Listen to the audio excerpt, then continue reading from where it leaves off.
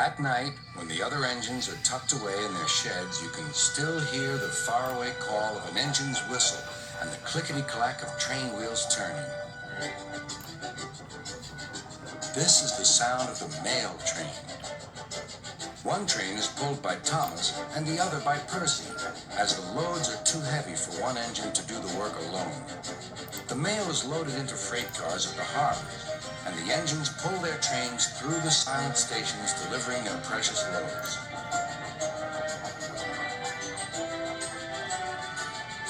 On a clear night, a big shiny moon brightens their journey, but often Thomas and Percy can't even see the stars. But whatever the weather, lamps along the track always light their way. One night, Percy was waiting at the junction. The main line train was late. At last, Henry arrived. "Sorry," he puffed. "The mail boat from the mainland was delayed." "Come on, Percy," said his driver. "Let's make up for lost time."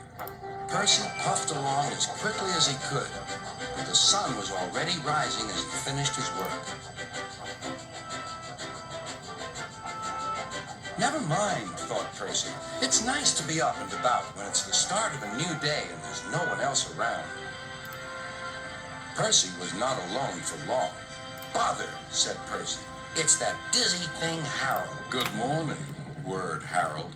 "I always said railways were out of date, but you're so slow with the mail.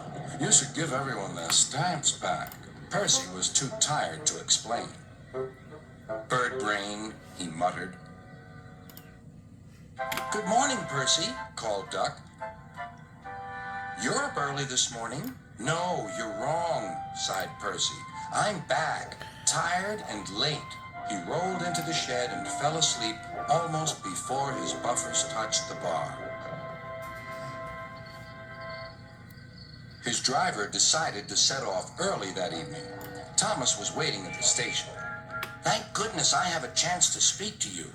Driver says that the person in charge of the mail has complained to Sir Topham Hatt about the delay last night." "But that wasn't my fault," replied Percy.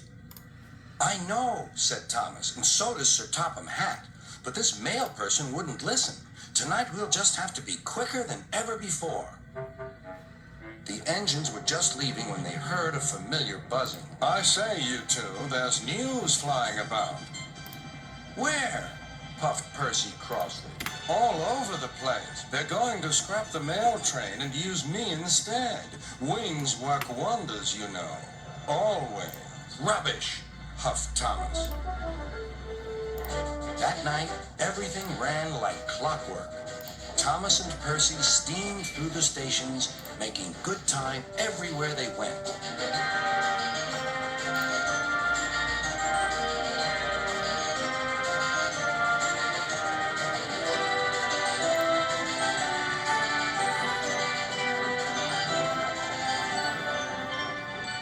At a station, Thomas noticed a man looking cold and worried. He had missed his train home. "We can give you a ride," said Thomas's driver, "but it will be rather uncomfortable."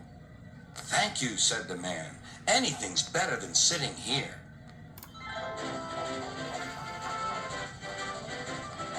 The next afternoon, Percy passed the airfield and saw Harold. "Hello, Lazy Wings. Are you too tired to fly today?" "The wind's too strong," grumbled Harold. "I've been grounded." "You need rails," laughed Percy. "They work wonders, you know. Always."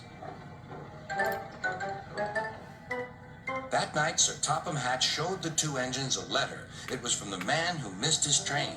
"He thinks you are both splendid, and everyone says that the mail train is the pride of the line."